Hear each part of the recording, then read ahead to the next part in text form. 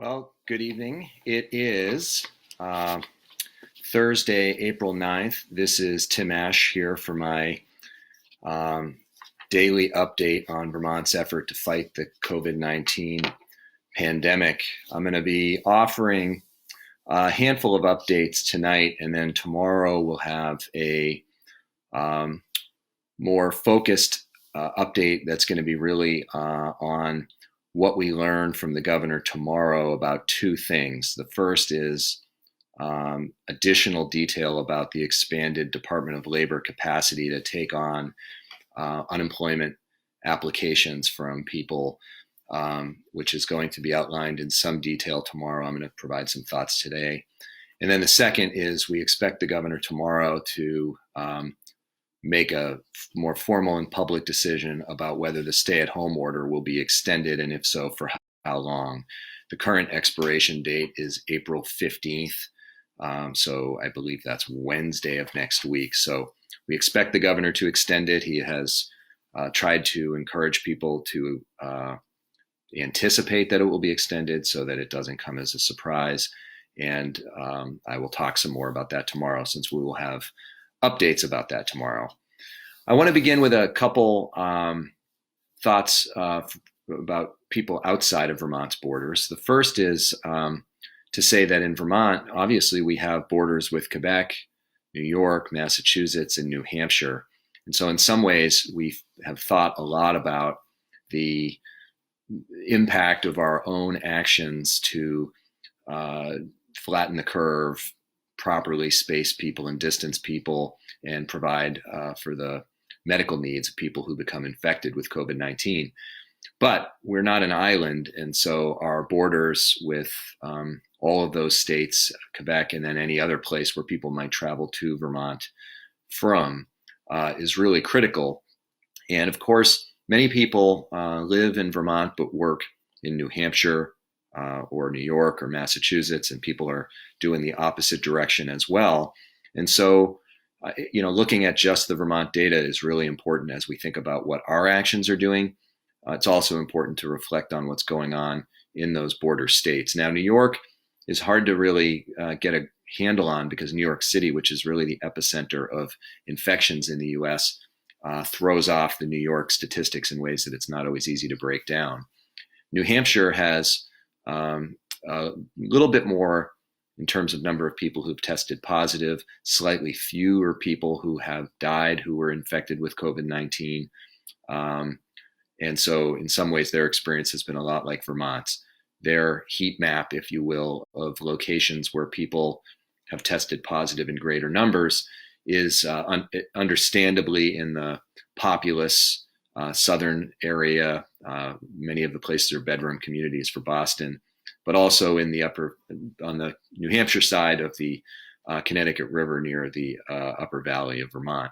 So that's New Hampshire. Massachusetts has had a very difficult day, reporting 2,151 new cases just today and 70 new deaths. Now, some of that could be backlogs in testing results. I haven't really poured through the information, but it just is a good reminder that the emphasis that we rightly have on what we can see right in front of us in Vermont is not the end of the story, because in some ways, this is the whole root of public health. The fundamentals of public health is that your action has some bearing on the well-being of the people in your community. Public health is also broader than that. The actions we take in Vermont have a benefit, or if we don't do it the right way, we have a consequence for our neighbors in other states, and vice versa. So just to put that in perspective, also want to say I've received some calls and emails about the Agency of Transportation, which has stationed some of their vehicles on roadways as people enter the state of Vermont. And they have usually accompanying the vehicle is one of the electric signboards, often saying that if you're coming into Vermont from another state, then we expect you to self-quarantine for 14 days and only leave for essentials like buying food. There have been some who have noticed that some of the staff I'm not sure if you'll be able to see me, but they're there with a clipboard, and they appear to be writing down license plate numbers and keeping track of who's coming and going. We've checked in with the Agency of Transportation, and just to nip that one in the bud, we are assured all they are doing is checking to see which state the plate is from that is entering Vermont, really trying to get a sense of the extent to which our efforts to tell people not to come to Vermont unless they absolutely must have been working, to see how many people are coming in, perhaps to get to their second home, or because they work in Vermont but happen to live in one of our adjacent states. So they're really doing it for tracking purposes and to see whether our public health messaging, which has tried to discourage people from coming, especially from hotspots, whether it's been working. So I just want to assure people that if you've been coming across state lines, your license plate number hasn't been written down and put into some file where Big Brother is keeping track of your every movement. Another issue outside of our borders, this is a particularly difficult and serious one.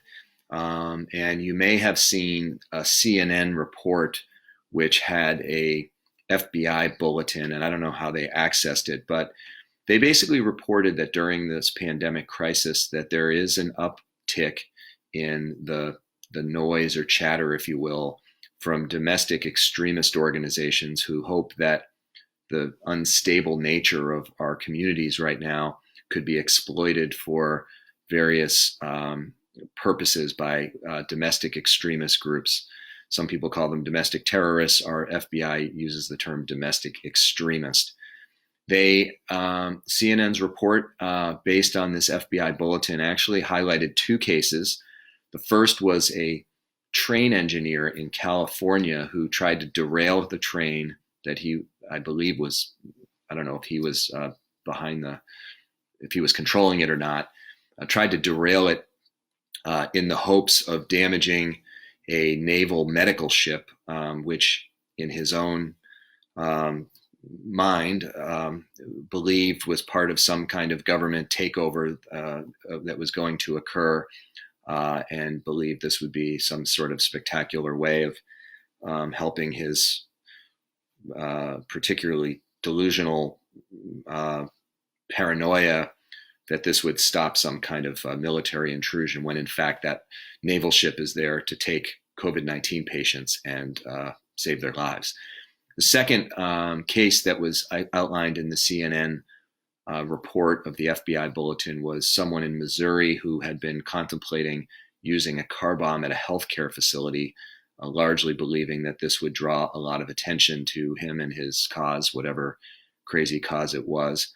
And the other thing is there have been, according to the reporting, FBI citing increased number of attacks against people of Asian descent, presumably because of the notion that the Chinese somehow started this and should be held responsible by acts of violence against people who are Americans. The long and short of it is that we're fortunate we haven't had any such incident in Vermont, but our law enforcement officers, who right now are stretched in very extreme ways because they are busy responding the way they normally do to potential crime, but also trying to keep people safe and move people from place to place and help out in a lot of ways, in addition to being at heightened risk because they're interacting with people directly. It's a moment, I think, to reflect on the fact that our law enforcement, whether it's our sort of on the streets beat cop or people who work in branch offices of the FBI, their reputation isn't 100% positive with all people in our state or all people in this country. But right now, among all the other things they're trying to do to keep us safe is make sure that domestic extremists don't have any air to breathe to pull off attacks. So I just want to acknowledge that extra work that they're putting in at this time, and obviously to call on all of us to be unified against any kinds of hate like that. A couple days ago on my update, I spoke at some length about the importance of taking seriously the stay-at-home order and discouraging young people from congregating and noted that at the very beginning of this, there was a lot of emphasis on how older Vermonters and people who had chronic illnesses were the ones we should really be worried about. And what that really neglected to imprint on our minds was that people of all ages can be infected and spread the infection, even if they're not as likely to have very bad symptoms. But if a 10-year-old or a 12-year-old or an 18-year-old becomes infected and passes it on to an 80-year-old, that 80-year-old's health is going to be impacted the same as if it was passed on by someone else who's 80 years old. So when many of us have seen lots of kids playing on the basketball court or playgrounds, it obviously needs to be reinforced that this is not a disease which is going to skip over young people. And just to highlight that now, updated numbers, there have now been 173 positive tests in Vermont of people under the age of 39. And that includes some who are between the ages of 10 and 19, a good number of them. So that number of 173, because the symptoms are not likely to be as acute for younger people, means that probably a significant number of people who are young have been infected. It's just that they didn't show the symptoms and thus weren't tested.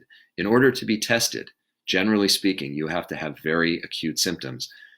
If you had mild symptoms, you weren't getting tested before. So it's very worrisome when I think we see people who don't understand that the stay-at-home order is not just for people who are of working age or in their older years. We really all have to take it seriously. And for parents who I know are challenged because they've got kids stir crazy, not at school, not socializing the way they normally do, your kids can still be infected and transmit this virus to others. And obviously, it's a great worry for those who then might infect someone who works in healthcare, and then that spreads. So just a not so gentle reminder to really take the stay-at-home order seriously. Next, I'd like to talk briefly about our unemployment system. And this continues to be something where I am stepping in to try to help troubleshoot individual cases, but also trying to take themes that are coming to me from many Vermonters and bring those to the attention of the Department of Labor and to the governor so that they know what we need. To highlight just how challenged the Department of Labor has been, this Monday, which was not the worst day of the volume of attempts to sign up for unemployment, there were 71,000 phone calls logged by the Department of Labor's Unemployment Division. So just think about 71,000 phone calls in one day. Now, some people were probably hitting redial, over and over. So it doesn't mean that 71,000 people called, but 71,000 phone calls being taken by a team of about 80 people puts things in perspective. The number of people, I believe, who actually sought enrollment last week were something like 23,000. The week before, it was something on the order of 30 to 40, to put the numbers in perspective. And we expect, of course, another tsunami of people once the federal government green lights the self-employed and independent contractors to finally enroll in this new federal benefit. Just to repeat for those who are in that category, the benefits will be retroactive to the week that began March 29th. So even if it hasn't come in yet and you haven't been able to enroll yet, you will get the money looking back, including the $600 a week boost. For what it's worth, in Massachusetts, they currently have 470,000 people who have sought unemployment benefits in the last few weeks at the same time that Vermont has been going through this. So many of you have been extremely patient as the state waits for the federal government to give the green light. Many of you have been extremely patient and compassionate with the person at the Department of Labor for the normal unemployment benefits. And so in some ways, as a legislator, because we don't administer the programs, we do our best to advocate on your behalf, but ultimately it's the executive branch who is running things. They're the ones who are managing the staff and making technical and and process changes in order to facilitate more people being enrolled. But we have an oversight function, which is why I'm so appreciative of all the people who've come to me explaining what the problems are so that we can try to nip it in the bud as quickly as we can. Tomorrow, the governor will be announcing some expanded capacity to take calls so that people don't experience the totally frustrating busy signals or phone call getting dropped and so on. At 4 p.m. tomorrow, the Joint Rules Committee of the Legislature, this is not a committee you will likely have ever heard of except in these updates.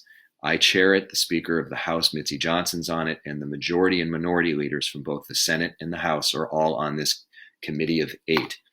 Tomorrow, we will be meeting at 4 o'clock, and I will put a link for you to be able to watch in live stream on the YouTube channel. We will be hearing from the Commissioner of Labor to better understand what they're actually doing to expand capacity so that people will get the service that they deserve and that they desperately need. So it will not be a call where we will be talking about individual cases, but what it will do, I think, is give people who have been frustrated a sense of how difficult it has been for the department to handle this onslaught, which has been going on now for 3 weeks, and what they believe will help moving forward, both from the person seeking benefits point of view and the staff's point of view. One of the things I'll tell you, when I worked for Bernie Sanders back in the late 90s, he had a rule that every phone that rang, every time someone called that office, you had to pick up the phone before the third ring. Now, that was a challenge when there were hundreds of people calling a day. Now there are tens of thousands of people calling a day. But obviously, the system is there to serve people. The people aren't there to serve the system. So we've got to do everything we can so that people come away with the right experience and get the service that they deserve. So 4 o'clock, I will put the link on the comments section underneath this video so that you can come back and check it out. And you will also see what it's like to have government oversight. Also, tomorrow, we will be having our first ever remote session of the Vermont Senate. So for those of us who are steeped in Montpelier and are veterans of the legislature, to us, this is like a really mind-blowing new frontier. For many others, they'll say, heck, we've been doing work meetings remotely for many years. Well, the work of state government happens at the State House. The Senate and the House have been meeting there for a long, long time. Tomorrow marks the very first time where we'll be using technology to conduct a full remote Senate session with actual votes on bills. It is going to be a little bumpy, I'm sure. And the bills we're taking up are either consensus or will be near consensus. We'll be having roll calls on every single vote. My expectation is that they will either be unanimous or very close. So it will not be the full-throated debate that you might have on some really passionate, controversial issue. But what you will be able to see if you tune in is how the Senate functions. You'll hear some of our arcane-sounding language that we use as we move legislation through the process. You will actually see the 30 people in real time who cast votes on everything from gun safety legislation, the state budget, environmental issues. They will all be on your screen all at once. And it'll be a historic occasion. And I think that for some of us, it might leave a more lasting impression than for others. But I really do encourage you, if you have the time, just to check it out. It's going to start at 9:30. I will put the link to that up on the comments section as well, and encourage you to check it out. I know that even many of my closest friends have trouble getting to Montpelier during the legislative session, largely because we meet when the workday is going on. So while you're home and operating remotely and living under this stay-at-home order, this might be a chance to see government at work for the first time. So definitely welcome you to do that. One last item for tonight. Want to talk about the next one of the next legislative issues we'll be looking at. I've mentioned that tomorrow we'll be looking at an eviction and foreclosure moratorium, some flexibility for EMS providers and licensed tradespeople, allowing people to remotely change power of attorney and transfer deeds during this state of emergency, and also allowing our state's buildings and general services who manage our properties to be able to do proper background checks during this crisis for people who are going to help build temporary facilities. But after we get through tomorrow, one of the next pieces of legislation we'll be looking at is one that might sound a little technical at first, but it's really critical. So most school districts voted for their school budgets on town meeting day. The voters went in, they voted yes or they voted no. Most of them voted yes. There are now 18 school districts who either had a failed school vote or their normal vote doesn't occur on the conventional town meeting day. So file that 18 districts aside for a moment, and then remember that the Secretary of State and Governor have allowed, due to emergency legislation we passed, for elections at the municipal level to be postponed if they can't be conducted in a safe way. So many districts will elect to postpone their school vote because it's not safe right now for people to be going in person and voting. And many of the districts don't have mail ballots because they don't do Australian ballots. They do in-person balloting. So under normal conditions, and I'm going to get a little wonky here, you may ask, what if a school district votes on town meeting day or in April and their budget fails? Well, over the years that happens from time to time, and then what happens is the school district has another vote. And the question would be, well, what if that fails? Or in the case of right now, when we have a pandemic, so people can't even show up for the vote, what happens if there's no school budget? Because the school budget year starts July 1. So if June 30 at midnight, the clock ticks one more second, the question is, what do school districts do who now have not passed a budget? Well, under existing law, school districts are allowed to borrow, which means they have to pay interest afterwards. So this is not good already. 87% of the previous year's budget as a way of funding the next year of education in that school district. So these might just sound like percentages, but you passed $1 million budget last year. You have not yet passed a budget by July 1. Under current law, you could borrow $870,000 to fund the next school year. Well, that would be a rather draconian cut in education under normal circumstances, but right now, the failure to not have a new budget by July 1 will actually have very little to do with the attitude of the voters and more to do with the inability to have the votes at all. So one of the pieces of legislation which is likely to be in our next wave will be to say that if you are unable to have a vote at all before July 1, then your default budget, the one that you will be funded at, is 100% of your previous year's budget. This is still not ideal for school districts. Some of the voters may want to cut the budget. Others may want to grow the budget. The school district itself may say, well, we don't like the idea of being level funded because that raises other issues. But the legislature needs to act because come July 1, we need to have an answer for those school districts. They need to know how they can commit to their staff and faculty. They need to be able to signal to parents what programs are going to be offered. And so there has to be a fallback, and the 87% would be too harsh a measure. So we're looking at that level funding if districts aren't able to have a vote by July 1. So that was a little wonky. Education policy often can put people to sleep, but it's really important and something that we're going to be taking up shortly. So just to recap, tomorrow at 9:30, first ever Vermont Senate proceeding done remotely. It's going to be one of the first instances in American history that a legislature has voted remotely using technology. I think only one or two states have beaten us to the punch under this crisis. So that should be interesting, might not be the word, but memorable. It's probably more apt.